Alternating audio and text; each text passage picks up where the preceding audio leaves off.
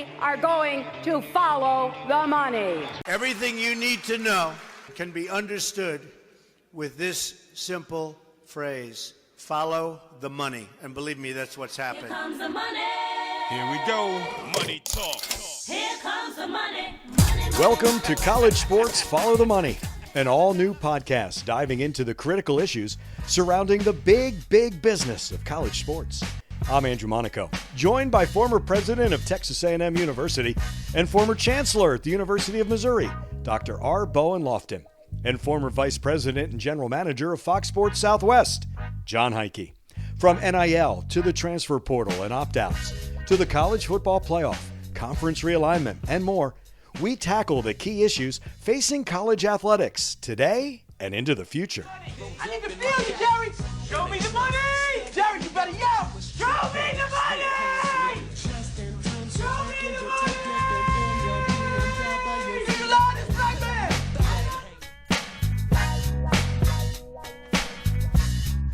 We welcome you to episode 66 of College Sports Follow the Money, along with Dr. Bowen Loftin, with Jon Heidtke.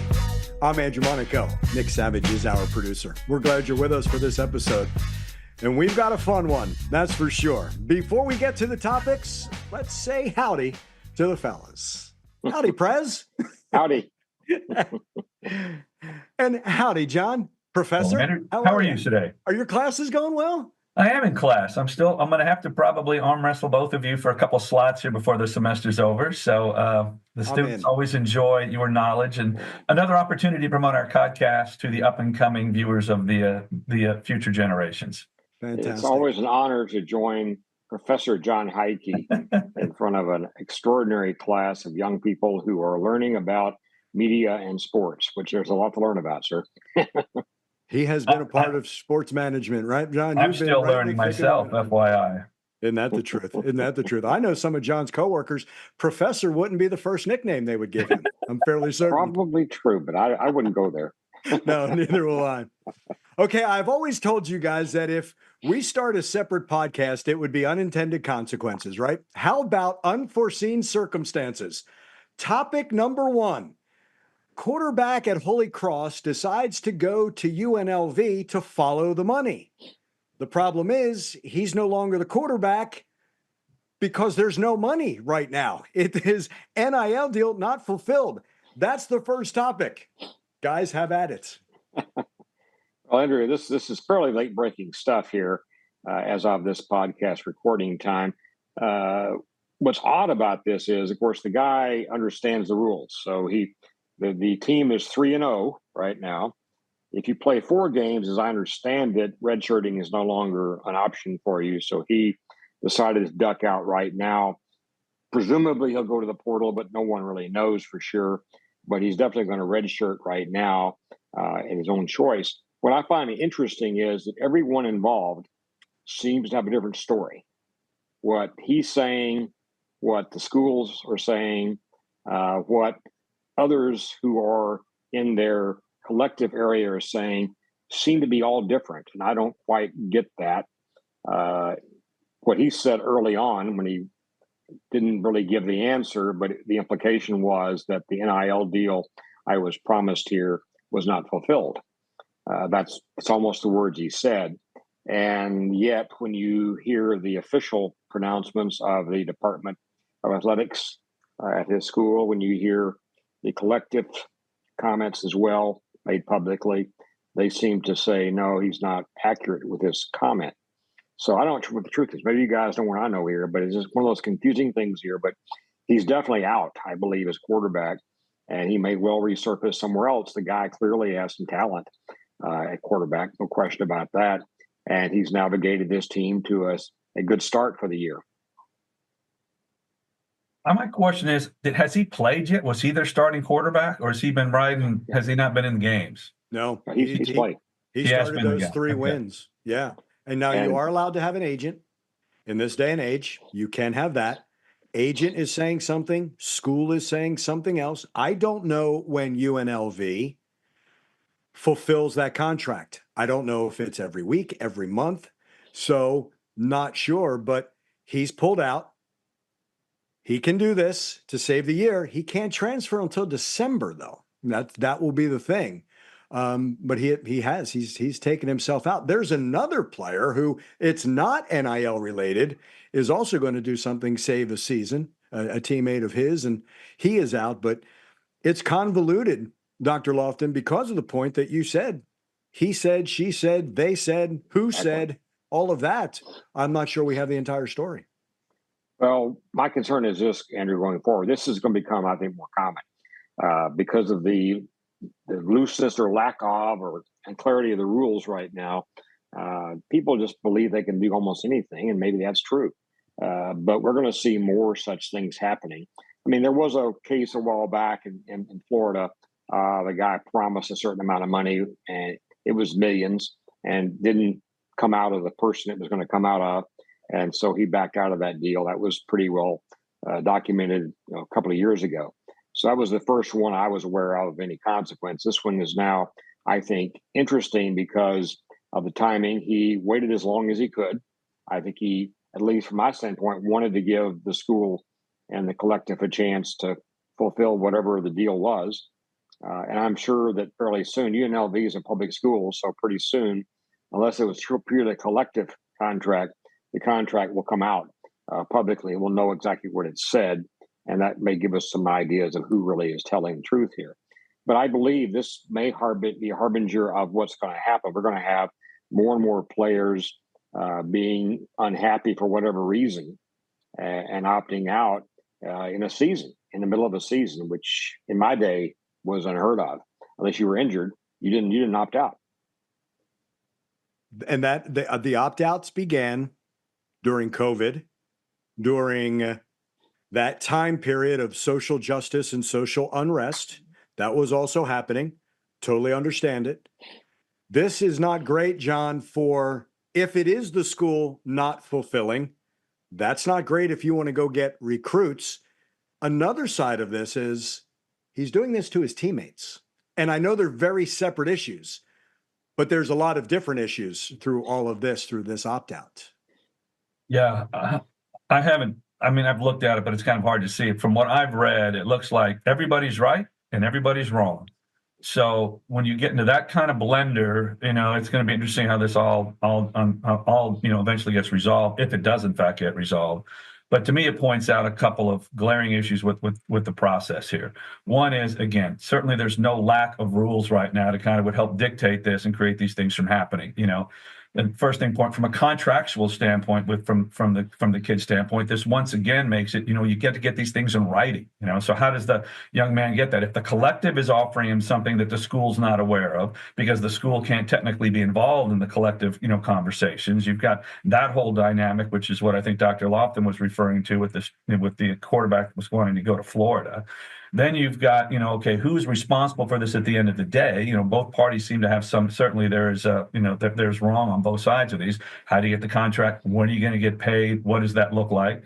Does this lead us to open the doors like, hey, are these, employee relationships with these folks too, which is another set of unintended consequences if that goes down that route. So I just think what it does is, the irony of this is it's the best of both worlds this week. You've got Alabama playing Georgia in a marquee matchup that's probably going to break every record for viewing of college football games in a regular season environment, which is what's good about the sport, which is what we're trying to do. And again, bring these kinds of programs together to play each other during the regular season, 1 versus 2. I mean, this is, you go back to, Texas and Arkansas in '69, Michigan and Notre Dame in the '60s. You don't get these every day. So that's one of the best things that's going on right now. But also the underbelly of it all right now is, again, it's the wild west when it comes to coming about how these deals are getting done. People are promised this. There are no rules. Nobody's stepping up and to say, hey, we need to create guardrails on this. So NCAA has been very conspicuously quiet. So the only people talking right now are the media people saying the NCAA's lost all power. Who's going to help to put these rules in place? Where does it start? My God, what's wrong with college football? So it's the best of times, it's the worst of times, to borrow a line from a famous author. So how do we get this stuff dissolved? And will this help us get closer to figuring out what some of those things look like? And again, you got the House issue. Everybody's going to say, I can't do anything till we figure out what Judge Wilkins says at the end of the day. So here we are in this blender, just being, what is it? Pureed is when you go around the fastest point. The sport is being pureed right now. And I don't know if there's an answer in the short term that's going to get this thing fixed. Some teams have gone to one-year deals for NIL, and then once you negotiate, there's no negotiation during the season. It can come up the next year. It can go up. It can also go down. I'm not saying that's what every school does. That's some that I know. I also know in the sounds past, like a lot of pay for play, which isn't that sort of one of the things that it's not supposed to be at the end of the day. And that's what the NCAA has to answer in these 3 weeks, correct, Dr. Loftin, to satisfy Judge Wilkins? Yeah, we're almost on the deadline of that. So the filings will come out probably very soon, maybe tomorrow, that will define how this looks to her. She has to then do her thing. If she's satisfied with the responses she gets, then she can go forward and issue a ruling, I think. The main issue is, will she accept the settlement as negotiated? Will she not? Will she do some snipping of her own? At that, we just don't know yet. So that's the uncertainty we have right there. But along the line of what John said, I mean, just a day or two ago, we hear about this very, very talented young man being recruited by several basketball teams, and he's choosing to go to Kentucky, even though his dad says publicly that this is not the highest offer he got. So there may be some honor somewhere here that people are still looking at things other than just pure dollars as far as what they're going to follow. And there may be some degree of geographic or school-based loyalty that may weigh in these decisions here. But this particular case is the young man has not been very forthcoming, but his dad has been talking about this. And of course, the school's been talking about it, but he was recruited widely across the country, offered apparently many NIL deals to go to various schools, but he's opted to stay close to home and go to Kentucky. And I think that's an interesting thing. A lot of our history here, our history in this group here, is that we've seen people play geographically. They were connected to conferences that were geographically bound in reasonable ways, unlike today. And there was some degree of loyalty tied to that. And following the money is probably going to be the biggest driver, but it may not be the only driver. And that's a good thing, I believe, that people will look at other things besides pure dollars to make a decision about where they play. But my biggest concern is simply how long they play there. With the portal being what it is and the ability to move around almost without any constraint or penalty, except for time periods, you can make your decision. That just changes everything. It was very rare in our days, guys, that people would change schools. It was very rare. And if they did, there was a penalty. You sit out for an entire year, and that's gone. And so I worry about that more than, or at least as much as, the money, because that sort of sense of loyalty to your teammates, to your institution, is largely moving away and maybe lost forever now. I think it's the difference between a relationship and a transaction. Yeah. I think coaches have to have relationships with players. And then that will say, no guarantee. But as I've always said, you may not be able to play for Coach X, but you can play college basketball. You may not be able to play for Coach Y, but you can play college football. And I think that's the other thing, not just the money. I think you're going to see those coaches that build relationships may have those players stay 3 and 4 years as opposed to skipping out. The other thing, and I'm going to move to a different topic, but related. UNLV is in the midst of this new Pac-12 that's coming out, right? From the they were Mountain West, they were, right? So that becomes a part of this. Interesting. They want to get the gang back together under name. It seems like it's just a rebranded Mountain West or an old WAC is what it is. But the Pac-12 carries obviously cachet in the name. They're going there. Interesting in that the Mountain West is saying to some schools, if you stay, we'll give you money. Or some conferences say, if you come, we'll help your buyout. This is fascinating, trying to get the Pac-12 together. Does it stay a Power 5? Probably not. But adding schools to Oregon State and Washington State right now has been kind of fascinating, because they've looked at a number of schools in different conferences. They've looked across the country at UConn. They may bring Gonzaga as just basketball to do that. It's been a fascinating week or so having the Pac-12 being reinstated. Well, the issue is very interesting in terms of all the possible options here. You may recall when the Pac began to unwind, there was an agreement made with the Mountain West that if the entire Mountain West came into them, that would dissolve all the penalty issues and things like that. Well, that hasn't happened, clearly. But right now, each school, by my count, I'll say my count only here, is down to 7 teams. I mean, Pac's up to 7 teams, I should say it that way. They've been able to add 5 to the original 2 that were left. And the Mountain West has been whittled down to 7, which in both cases is below the threshold of 8, which is demanded by the NCAA to be called a conference. That's out there. What I found fascinating was, in the case of UNLV, they were invited, along with Utah State, to join the Pac.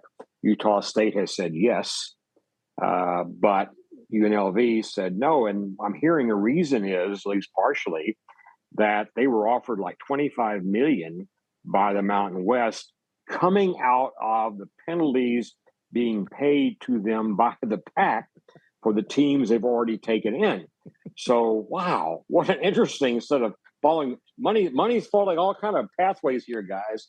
And I'm not sure how true all of it is. But that's why I'm hearing right now, it's being reported by some individuals, that $25 million is going to that one school, UNLV, to keep them in the Mountain West. And I find that fascinating. Utah State apparently wasn't given as sweet a deal, and so they've actually opted officially to go into the Pac, whatever, Pac-X now, I guess we'll call it that. And then the issue of, there was a bunch of schools from the AAC that were pursued by the Pac, and they have collectively said, no, we won't do that. They have been promised by their commissioner there'll be more money for them, maybe 10, 15 million per school going forward, staying in the AAC.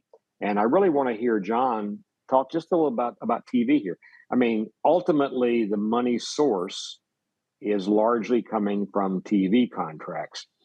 There's uncertainty now, but how valuable, Jon, are the AAC schools being pursued? The Memphises, for example, being pursued by the Pac versus the Mountain West schools. Is there equality of value there? Not. You're a better judge of that than anybody I know.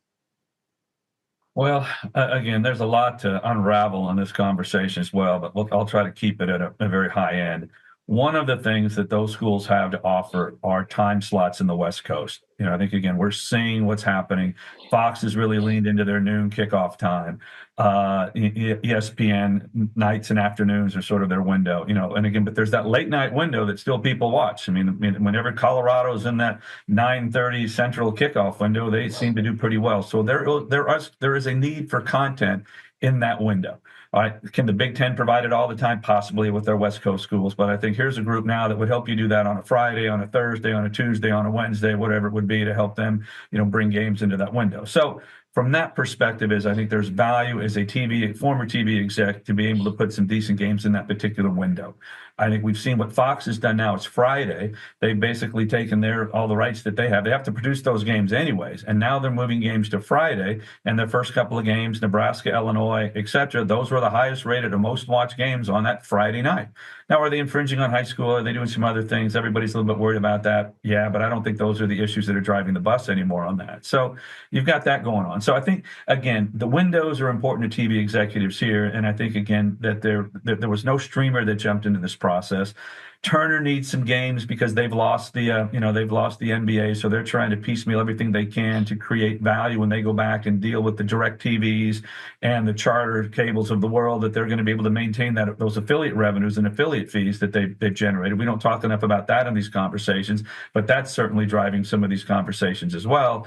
So is it, the numbers I've seen, they're not materially different in terms of the giant scope of things, but if you're Washington State, are you better off getting, $15 million a year per your TV deal versus $7 million? So, again, that's real money for those guys. So it's going to be interesting how that all plays out. What I've noticed on it that's kind of curious to me is that, virtually every team in this conference is going to have state in its, in its university. And I can remember way back in my day when we were dealing with Fox and we were picking Cotton Bowl games, and they didn't care who won or was undefeated. They said they would come to us and say, this is before they had any other college football on their schedule. This was their one marquee game that they would do. They said, we don't want any teams that have Tech or State in their name. So whatever you have to do to pick around that, pick around that. Luckily, A&M wasn't in that mix, but that was what they said. So there are issues like that these TV networks now are changing and looking at. And I do think there's value to that windows and time slots. And again, you've heard some names coming. Are they trying to get the Memphises? I've heard South Florida. There are others out there. Texas State, having a footprint in the state of Texas is probably not a bad deal for them. So can they get it? I think one thing I've learned, never underestimate the power of live sports, no matter what it is, and particularly in college football. There will be someone who sees value in that and can probably create more value than maybe what they're generating in their existing environment. And I think they're doing their due diligence, going out there, kicking the tires, and see who would be interested in potentially investing with them in this, in this endeavor. And John, this isn't just a 2024 question. This is a 2030 realignment question as well, is it not? Yeah. And if they could get back up and let's say they get into, and again, here's another thing we haven't talked about. If they can pull this off and all of a sudden now they renegotiate the CFP deal and they're up there as a conference now that's getting revenue similar to our friends at the ACC and the Big 12, that's a bonus for them as well. Do they need a lot of money? No, but if they just have a seat at the table, there's probably another $2 million per school tied into that deal as well. Let me pontificate in just a moment here. I think that it's important to understand that as I see it right now, the Pac will not be in the Power Five. It's not going to be a Power Five. It'll be a Power Four going forward. The Pac will become, if it doesn't change radically, will become essentially one more of the group of X that's out there along the Mountain West and the MAC and the AAC and conference. All those existing conferences that are part of that team that are Division I schools. But again, I thought it was interesting when we saw the announcement from the AAC schools about staying with the AAC. It wasn't just money they mentioned. They mentioned time. They mentioned time zones, John. They talked about the fact that these schools want to become a 4-time zone conference as the Big Ten is today. That's a really good question, and that's something that bothered me way back when Texas A&M was looking at the SEC versus the Pac-10. The Pac-10 was going to require us to move into a 3-time zone world, and of course now the Big Ten is living in a 4-time zone world.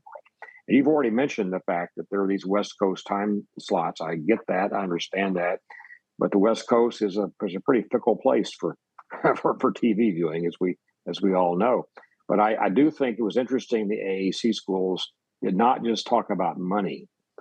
They talked about geography and time zones and travel, because I do think travel becomes a real issue for an athlete who's trying to maintain academic eligibility while they're zipping around the country playing games at all hours of the night and day. So that's a problem. Yeah, and Dr. Loftin, they're probably gone a little longer because you would almost have you would go someplace and stay longer to try to get those road games, as opposed to just an in and out, just going to LSU and back, likely, so to speak. Yeah, I think what's going to happen there is that those group of whoever else is all out there will figure out football is going to, and men's basketball probably will still travel. All the others will figure out some way to keep those guys close to home and cut down on travel costs. I don't think they're going to want to send any of their Olympic sports, traveling across 3 time zones, unless it's a tournament environment or something at the end of the year that's going to be impossible for seeding and getting into the championship rounds. So, John, I this is how old school I am. You never liked the 5:30 tip, right? And 9:30 seemed, or 8:30 was a little better. 9:30 was that death time. 10:30 actually wasn't a bad tip. when I used to be with an East Coast school. Like, for some reason, that one worked out well. 9:30 was always death. The UTEPs, the UTSAs, and the Texas States are going to have a lot of 9:30 tips if they do that. And Dr. Loftin, to your point, that's what was going to happen if all the schools in that expanded before going to the SEC. If A&M had gone to the Pac, what was it going to be, 16 at the time, right? That was Scott's vision, was 16 teams, and he kept assuring me, well, worst case is, Bowen, you'll be traveling twice a season to the Northeast. Well, twice is still probably twice too many from the standpoint of where I came from. When we were one time zone conference in the old SWC days, right, and the SEC being then a 2 time zone conference, that seemed manageable to me. But 3 seemed to be very much at the edge or beyond the edge of where I could see the kids being able to do well. And then now, nobody yelled hard about the Big Ten becoming a 4 zone conference. Right. There were some jokes about Rutgers playing at times and things like that, but those are jokes more than they were serious comments here. And I don't know that until we really get this thing rolling, John, this is where you might want to say something too. Until we really get this rolling, we just don't know how hard it's going to be on the student athletes. Will there be a West Coast tour for East Coast teams where they spend maybe 2 parts of a whole week there, maybe get 2 weekends in, or a Friday plus a weekend in, and something like that, so they have at least the ability to stay in one time zone for a week? At least online instruction provides some mechanism for them to be able to maintain academic success and sustain it. But will that be feasible? We just don't know yet. Well, I think, Bowen, you're being a little bit Pollyannish on this, thinking this new world is going to be worried about academics at the end of the day. So I'm a former college president, sir. Okay, I know. I'm not begrudging you, but I'm just saying I think that is not going to be the model that these sports are going to be looking at in terms of. It'll be interesting to see what minimum academic requirements they put on. These if there is even such a thing at the end of the day. So that'll be interesting to see if those are worked out from that standpoint. But TV guys, unfortunately, they're not really worried about, that those types of things. They're trying to fill windows and slots. And again, that's up to the league to try to do a better job of trying to maintain, whatever that balance is between, student athletes and, exposure and television revenue. I mean, it's been an age-old issue, but I think now, it used to be there was some, understanding of that. Those lines have been completely blurred. I think the new Pac will also learn from the old Pac, because talking to the folks in Oregon when they were in for the Super Regional for baseball, there's going to be some of that flying to the Midwest to take on the Big Ten West schools are going to have to do that. They may play Michigan and Michigan State, something like that. They may have a little bit of time, and the other conferences may be taking a look at that. Again, you're doing it once for football, right? You can go coast to coast. I get it. You guys bringing up the Olympic sports, and there are more than those. I think they're going to be able to learn and see and maybe tweak what's being done in the new Big Ten conference. John, do markets still matter? Like, is it important that this new Pacific Coast Conference, I'll go back to the original name, has San Diego State, has possibly Salt Lake City with Utah State, although I know Logan is like 90 minutes away, can get Denver possibly with Colorado State, although I don't know how much they register. Do markets still matter when it comes to TV? I think matter, but I don't think matter as much as brands matter in this new world going forward. So I think if you have the right brand that's created some value out there, like again, Colorado with the primetime brand, right? They're going to be people watching them and tuning into that because of the brand and the phenomenon known as Prime. And again, Travis Hunter and his son out there playing. I watched the Colorado Baylor game. It may have been one of the most entertaining football games I've seen in some time. So if you get the right brand and coupled with the right market, I think the markets are going to be more important via time zone. But in San Diego State, if you polled the San Diego market about who their collegiate alliances were, my guess are UCLA and USC are 1 and 2, and San Diego State's a distant third. Right. So if you went to Texas State and said, hey, who's number 1, and I believe they're going to be in the Austin DMA, they're going to be far, far, far behind Texas and A&M when it's all said and done. So I think it matters for bringing you, to having names and markets in your mix. But I think at the end of the day, that I think the value that you're going to getting is your brand. Staying in the old Pac-12, Reggie Bush has a lawsuit, an NIL lawsuit against the NCAA, against Southern Cal, and against the Pac-12. Now, this is a phrase that I had heard once NIL was coming. Teams were NILing before NIL. I guess Reggie Bush is saying, yeah, I did, but let me see if I can cash in. I was going to say alleged Heisman. I don't know how you refer to him as Heisman Trophy. It was taken away, then it was given back. This one's going to be fascinating because even though he was doing it before he came in, it's part of this suit with the NCAA, the Pac-12, and USC. Well, we're talking about a long time ago. This is 20 years ago.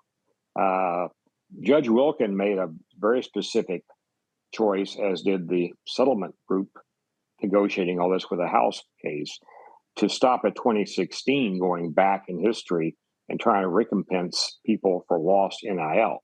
Now we're talking about going back to 2003, 4, and 5. That is very difficult. And I don't know how successful Reggie's going to be in cashing in. I think he saw himself being left out of the House settlement because it cuts off at 2016 and going backwards in time. And he clearly did his thing way back when. You're right. I mean, was he a Heisman winner or not? It's just a confusing mess there, and the truth is there. But you could argue, I think, that he probably brought some notoriety to USC and made them some money. I don't doubt that one moment here, but it's been 20 years, and I don't know how you can deal with this. Do we have Archie Manning filing a suit now because of what happened to him way back when? I mean, I just don't know how far back you want to go in history and deal with these things. It depends, of course, on the legal premise they want to go forward with. Many legal areas have a statute of limitations on them that does not extend that far. They may find some legal basis for this lawsuit that allows them to bypass those statute of limitations, but I don't know what that might be. So I view this as a very big long shot. I think it's just he was miffed because he got left out of the House settlement. He's certainly a name. He's certainly somebody who brought eyes to the TV set, right, John? He made things happen there. He won the trophy, at least based on his acumen as an athlete, but then he lost it because of issues that occurred outside of that. And now he got it back again at the end of the day. So I just don't know. I just think time is so long here. I don't see many judges being friendly towards that. Yeah, I think, again, certainly they never penalized him for whatever other extracurricular benefits he received while he was at SC. And I believe, I'm not mistaken, right? Didn't he get the Heisman reinstated? Yes. Well, all the other, the major stuff is there. So I think that was the thing that was really miffing him at the end of the day. And again, to your point, Bowen, I think this is just another opportunity to pile on and bring attention to these issues that, again, are sort of water cooler talk. Certainly we're talking about it. But I do agree with you. It says, at what line do you draw the line back on going for, to award people damages for something in there? There's certainly got to be some statute of limitations. And I think, Judge Wilkins has tried to establish that. It was 2016 as a guideline. Because, I mean, great if you go back to 2011, I'd love to see what Johnny would have negotiated, for what he brought to the table back in the day. So, I think it's another one of those bringing attention to this issue. There's plenty of attention already to it, but here's another log on that fire. Yep. Once again, schools will be on the hook for the settlement once it is there. And Tennessee football is now saying, we're going to impose a 10% tax on season tickets. That's how they are going to deal with this House settlement. I'm interested to see how this will be received in Knoxville and the surrounding areas, and if it works, if it becomes something that other schools do. I think the issue here is going to be which sport it is, what the culture of that school is for that sport. But I was told that actually Tennessee announced earlier a 4.5% raise without tying it to NIL or the House settlement. Mm-hmm. And now this is 10% more on top of that. And the question is, how much will the traffic bear here? How much will this be palatable to the team's fans, and I think that's going to be an issue. We've already talked earlier in this podcast series about the slow degradation of people coming to a football game in a stadium in lieu of watching it on television with their 90-inch OLED and their woofers and things like that, and cold beer and a comfortable chair and air conditioning. So will this draw people further away? I'll certainly, and if my season tickets cost me 15% more next year, I've got to think about that a little bit. I pay a pretty good price right now for my tickets, and I certainly enjoy the game atmosphere. I enjoy going to the stadium, but how much is that worth to me? So that's the question there. But they're the first school to at least publicly announce, to my knowledge, that they have a specific surcharge just to help. They call a talent fee, a talent fee, just to deal with the new reality of 2025. If the House settlement proceeds down the pathway we think, and there's going to be this need to pay these players, and of course recouping what the NCAA holds back to make their payments back to the 2016 number.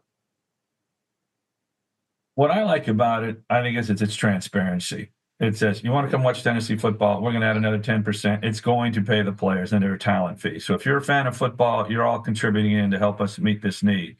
Other schools are going to look at it differently. It could be your collective, could be give me a donation. At least in that world, I think you're saying, hey, I'm a fan of that sport. I'm paying a tax because I want to see my Vols win. They're going to, I think, again, I don't have any problem with it. I think you'll probably see more schools ultimately go that route. To your point, it is, at what point does the price point get so high and prohibitive that fans are going to want to stay home? And I think, again, anything you do to kind of push them more toward that edge is an issue because, again, when you had me at woofers and cold beer, I'll be over at your house next week for the game to enjoy that type of atmosphere. But I think, again, there are other fans out there who are going to be looking at the same thing. And, again, it's price. There are some fans who are going to be price inelastic to this. They'll pay whatever because they want to go to the game and be part of that experience. But the large rank and file, they're going to have pressure points where they're going to have to make a decision there. And so that's the audience that you got to be careful about, creating, problems here for them or antagonizing them because they'll probably still watch, they'll still consume. I mean, I don't know if it was on this podcast, but we were talking about, maybe it was about the NFL, but I saw a note where somebody said that 98% of all Dallas Cowboy fans have never been to AT&T Stadium to see a game. So if you look at that, there's probably similar numbers like that at any university, any major program, et cetera. So again, how do you then, if they can't go to the game for whatever reason, but how do you still engage them across all of these other areas? And I think that's going to be important, a part and parcel of this exercise as well. But as not someone who believes in in the free economy, I think again, hey, it's transparent, and you're taxing the people who want to go watch football or basketball. Now, can you do it with volleyball? Don't know if that, even if you tax it, the tax going to be enough. But again, that goes back into that Olympic sport pool that we're really talking again about, football and men's basketball as the primary drivers of this, of this talent fee. Does it help a little bit that Josh Heupel's having success and they're top 5 in football, and Rick Barnes has had success in men's basketball, and Lady Vols is something special. It's its own brand. Yeah. Tony Vitello in baseball, right? A school can take advantage when you have programs like that, correct? I don't think you'll see Mississippi State announcing a talent fee anytime soon because their fans are going to say, we have no talent to begin with. But so again, for Tennessee, the timing is right for that. Sorry. Let me be really mean here now, right? If I'm paying that talent fee, do we walk the fine line of the fan who now says, I'm paying your salary, you've got to catch that ball? Yeah. That's what I don't want to happen. Yep. In college athletics. It's kind of already happened anyways, but this will kind of, that'll fuel the fire even further because now they'll say, look, I've invested in you. I'm paying your salary. You better make that catch. And I'm not talking about the big money NIL people because that's really about relationships, right? Yeah. You can get close to a player. It might be the same thing as this is why I'm not thrilled about incorporating betting in sports. I'm not talking just about college sports. I don't like that. Mark Cuban has said you're going to be able to bet courtside in your seat. I'm not sure I like that when your player misses free throw and you don't get the parlay. good luck with security in those buildings. That's, again, unintended consequence of things like this. Now, you could have someone being thrilled. You know, we have the same people hitting a half-court shot. They're thrilled. You could have people saying, hey, he hit that free throw. But I think there's an ugly side that could possibly come out of this as well. No, and you've seen it too. What's the spread, guys? What's the spread? We've already seen that. Because sports betting, I think, again, in some states now, they're trying to take a serious look at how do you outlaw sports betting on, collegiate, games. But now that these collegiate guys are all, in essence, pros, I mean, it's kind of a hollow argument back and forth on that. So, again, it's just the world that we live in right now. And how do we, again, try to craft an environment that's still going to, again, keep what we all think of, we've enjoyed growing up with college sports athletics has been to all of us over the years. And hopefully our kids and our grandkids have that same experience someday, but I don't think they'll probably have the same level of passion that we did just based on the commercialization of the enterprise going forward. That's true. It's true. We all have to adjust and adapt. If we talk about coaches having to do it in this world, fans are going to have to adjust and adapt as well, are they not? Yeah, absolutely. Yeah. Man, we plowed through a lot on this episode, didn't we? Well, guys, one there's a lot to plow through. Point for you here: if we see fans storming the field, and we applaud or really deride that, how about doing it twice in the same game? Oh, right. That's right. Think about that one. Yeah. When the game isn't really over yet, and you've stormed it twice now. I mean, that kind of pushes the envelope just a little bit here. Yeah. The SEC is sort of in its own world by saying that storming the field is not allowed. It's happened. The fees have gone up. The penalties have gone up over time from $50K on up to the $250,000 level and beyond now, potentially. So that's been a discouraging thing for SEC schools. Although, in my knowledge, when it's happened, somebody's written the check. Yeah. But now that check goes to your opponent. It goes to the school now. Yeah. Absolutely. Interesting, isn't it? So sometimes again, we had kind of a fun week. Here's a question for you on that. Alabama beats Georgia. Do the Alabama fans storm the field? It'd be hard to keep them off. I wouldn't want to be one of those ushers down there. I'll tell you that. I don't think they will, just because I don't think they're that kind of crowd. I don't either. Isn't that funny? Now, some might, but I would think overall, my first gut, John says no. Yeah, and I don't think so. Not because they will. I just think it's the type of crowd. Yeah. My analogy, Atlanta Braves in the 90s. They expect, right? Oh, the Braves expected to be in the playoffs. So what's always the hardest thing? First round, you can sell tickets in the playoffs, right? It was that second round. You were always unsure. Oh, they'll buy finals tickets just in case, right? Yeah. That was the hard thing, though. Oh, we expect to be in the playoffs, or we're not going to get a first round because we'll win that one. We'll get you almost kick it down. My first thought was no, that they won't. Not because they think they should win. I just think it's the type of crowd they are. I'm with you, Andrew, on that. I'm the oldest guy here, okay?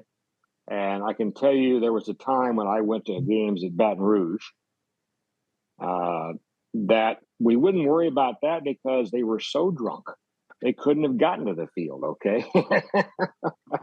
I'm sorry, I don't want to discourage it. Must have been a night game. That was a long Not that time it ago. had to be a night game, but it must have been a night game in Baton Rouge. We've already disparaged Mississippi State, LSU. Now, who else are we going to get on our short list of hate mail for the next show? Yes. collegesportsftm at gmail.com, and you can direct it to one of those two. Absolutely. Right along, won't you, Nick? Sorry to do that to you, Nick. And I don't know who's going to be producing the next show, so we'll see. Absolute pleasure, my friends. Thank you so much. All right, you guys. Always enjoy it. For Dr. Loftin, for Jon Heidtke, for Nick Savage, I'm Andrew Monaco. We thank you for joining us on this edition of College Sports Follow the Money. So long, everybody.